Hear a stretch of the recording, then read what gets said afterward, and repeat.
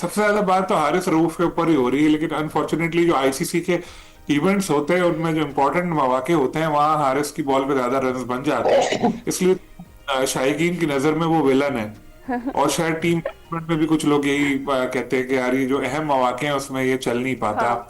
तो इसलिए बाहर हुए नसीम को प्रेफरेंस दी गई है। हालांकि अगर हम नसीम को भी देखें तो नसीम की भी जो रिसेंटली परफॉर्मेंस चली आ रही है कोई इतनी एक्स्ट्रा ऑर्डिनरी नहीं है। रिसेंट परफॉर्मेंस पे अगर हम जाए तो शायद हारिस बेहतर इंतखाब साबित यूं हो सकते थे कि भी बिग बैश में भी आपने देखा कि सबसे ज्यादा विकेटें उन्होंने ली थी फाइनल से पहले तक, तो उनकी उधर परफॉर्मेंस अच्छी थी, फॉर्म अच्छी थी। लेकिन अब लोग ये कह सकते हैं कि जी वो पिचेस अलग है, श्रीलंकन पिचेस अलग है, लेकिन फिर भी हारिस का ये है कि उनसे शुरू में ही ओवर करवा दें तो अच्छा है, या मिडिल में एंड में जब आप लेकर आते हैं ना तो वो थोड़ा फंस जाते हैं कि एक ओवर में 20 रन भी चाहिए हो तो फिर हारिस की गारंटी नहीं होती कि वो बचा लेंगे। एक थोड़ा एक तासर सामने आया है, थोड़ा प्रेशर बवाके पे। बिल्कुल। उसके अलावा बैटिंग लाइन में देखें तो बाबर को शामिल करने पे काफी लोग क्रिटिसाइज कर रहे हैं, लेकिन मेरा उनसे ये सवाल है कि चलो बाबर को अगर हम निकाल दें तो किसको लेकर आए? हाँ। 50% बाबर हमारे पास कोई नहीं है।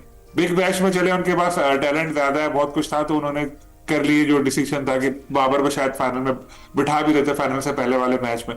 पाकिस्तान टीम में हमारे पास इतने ऑप्शंस ही नहीं है, कभी कभी तो हमारे लिए 20 ओवर खेलना ही मुश्किल हो जाते हैं, इसलिए बाबर जो आए वो ठीक है। स्पिनर्स पे बहुत ज्यादा एनएसआर किया गया है, काफी सारे स्पिनर्स हैं, क्या दो स्पेशलिस्ट स्पिनर्स खिलाएंगे? ये चीज मुझे तो नहीं लगती।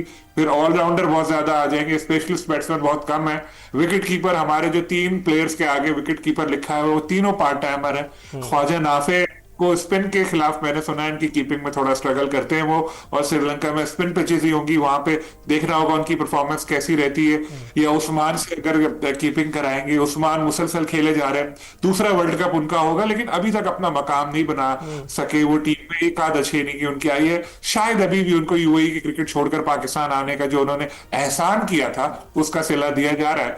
तो ओवरऑल अगर हम देखें तो जो हमारे टॉप प्लेयर हैं बाबर, और उसके बाद बॉलिंग में हमारे पास शाहीन होंगे, साहबजादा फरहान से भी उम्मीदें होंगी, क्योंकि आज के जो 2 साल के 3 साल के जो 2 साल के अगर हम देखें ज्यादा छक्के जिसने लगाया उसमें वो शामिल है टॉप बैटर्स में। इसी तरह साइम अयूब से बहुत ज्यादा उम्मीदें होंगी हमें। और अगर हम देखें तो सलमान भी कोशिश कर रहे हैं कैप्टन के अपने गेम में थोड़ी तब्दीली लेकर आए, और स्पिनर्स भी अच्छे हैं, बट टीम कॉम्बिनेशन कैसे बना के कैसे मैदान में उतारनी है हम देखें, हमारी बेस्ट यही हो सकती है। बिल्कुल ठीक। अवैस, आप क्या कहेंगे स्क्वाड के बारे में? देखिए, मैंने कहा ना, ऑब्वियसली टीम अपनी है, बैकअप तो करना है, लेकिन शिकायत सबसे बड़ी ये है, चले अगर आप बॉलिंग यूनिट पे इस वक्त आ जाते हैं तो आपके पास तीन प्रीमियम फास्ट बॉलर्स आप साथ लेके जा रहे हैं, जो कि मैं जेनन पेस बैटरी की बात कर रहा हूँ। नसीम शाह 2022 के बाद आपको पता है सच नसीम शाह आपको नजर नहीं, अल्लाह करे कि वो वही नसीम शाह नजर आए जो कि 2022 में हमें नजर आए थे। शाहीन शाह अफरीदी आपको पता है इस वक्त 100% फिट नहीं है, उनका बिग बैश के अंदर भी वो नजर आपको आया कि फिटनेस का इशू, पर फॉर्म उनकी ज्यादा डिप हुई है। सलमान मिर्जा की बात करें, वो एक ऐसा लड़का है जिसने परफॉर्म करके आपको दिया, इनके एब्सेंस के अंदर भी आपको पता है उसने परफॉर्म करके दिया है। बात होती है जब आप रियलिटी पे आए तो आपके पास 3 पेस बैटरी तो है, लेकिन जब डेथ ओवर्स की बात आती है उसमें आपके पास कौन सा बॉलर है जो कि डेथ ओवर्स के अंदर आपको जाके सपोर्ट करेगा?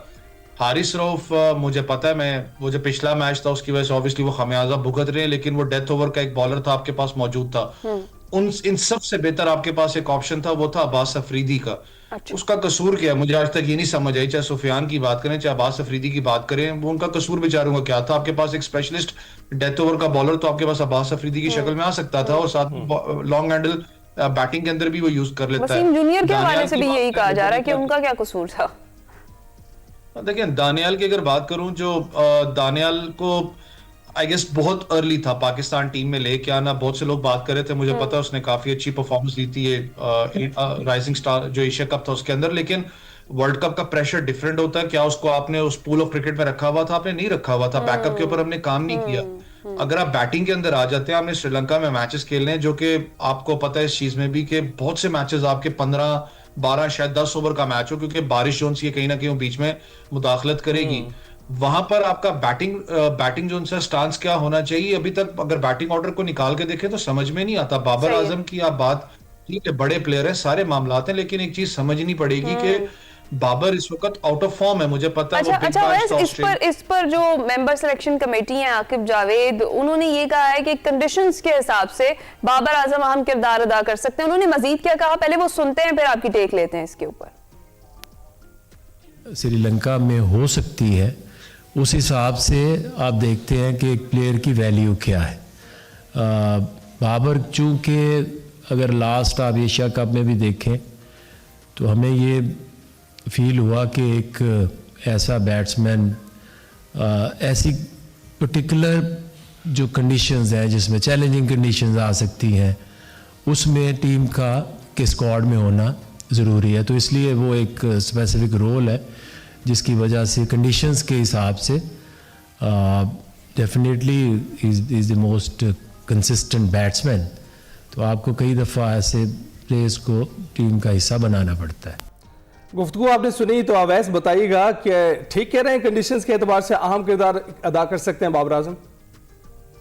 देखिए, अगर बैटिंग की बात करें तो मैं खुद भी चाहता हूं कि सेमनेस ना हो, एटलीस्ट आपके पास एक बैट्समैन बीच में मौजूद हो जो कि आके थोड़ा सा इनिंग्स को ग्राफ्ट करे। बाबर आजम ठीक है मौजूद है, लेकिन सबसे बड़ा जो मेरे लिए सवाल पाकिस्तान क्रिकेट बोर्ड से ये था कि पाकिस्तान क्रिकेट बोर्ड, बाबर आजम और सिडनी सिक्सर्स में अंडरस्टैंडिंग क्या थी? आपने बाबर आजम को यहाँ पर खिलाना है वन डाउन पोजीशन पे, वहां पर वो ओपन करते हुए आए सिडनी सिक्सर्स के लिए। दूसरा, कल एक नया कुछ उन्होंने कहा, माइक हैसन ने कहा हमारे लिए बाबर आजम के नए प्लान्स हैं, आई डोंट नो कि उनको वन डाउन पे खिलाया जाता है, मिडिल ऑर्डर पे खिलाया जाता है। अगर आप मिडिल ऑर्डर पे लेके आते हैं तो फखर जमान कहां पर बैटिंग करेंगे? अगर आप बैटिंग के ऑर्डर की चले बात कर लेना, आपके पास साहिबजादा फरहान मौजूद हैं, आपके पास साइम अयूब मौजूद हैं, जो कि साइम अयूब भी कंसिस्टेंटली परफॉर्म नहीं कर रहे थे, आपको अभी भी उनको बीपीएल में देखें परफॉर्म नहीं कर रहे थे। उसके अलावा आपके पास बाबर आजम आगे, सलमान अली आगा खुद कहां बैटिंग करेंगे? वो जितना फ्लोट करते हुए आए हैं वो खुद समझ में नहीं आ रही स्टेबिलिटी मेरी कहां पर होगी। उन्होंने जिस दिन इनिंग्स खेली है, आपकी वाली बात है कि अब टीम अपनी है तो डेफिनेटली सपोर्ट तो हमें करना पड़ेगा, लेकिन वाकई शिकायतें तो बहुत सारी हम सबकी हैं। सलीम खालिद साहब, क्विकली आपकी क्या टेक है इस पर? जो बाबर आजम वाला भी हमने सुनवाया है कि क्या कह रहे थे आकिब जावेद साहब?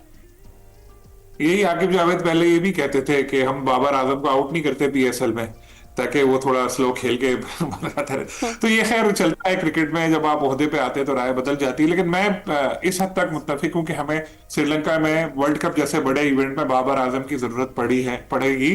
तो ये दुरुस्त फैसला है उनको लेकर जाने का। आई होप कि वो भी जो इतना ज्यादा क्रिटिसिज्म उनके ऊपर आ रहा है वो खत्म करेंगे और एक नए रूप में नजर आएंगे उनको शायद, वरना फिर ये आखिरी वर्ल्ड कप हो एटलीस्ट T20 की हद तक। तो चाहिए बिल्कुल ऑल आउट जाकर खेलें और अपना एक एग्रेसिव बैटिंग करें, जो अगर चाहें तो कर सकते हैं। अपना जो दिफाई बिल्कुल ठीक। सलीम साहब, एग्रेसिव क्रिकेट के बारे में तो आई एग्री विद यू, मेरा ख्याल है you have a valid point. बहुत बहुत शुक्रिया अपना तज्जिया पेश किया। अवैस, आपका भी बहुत शुक्रिया। अभी हम ब्रेक पर जाएंगे।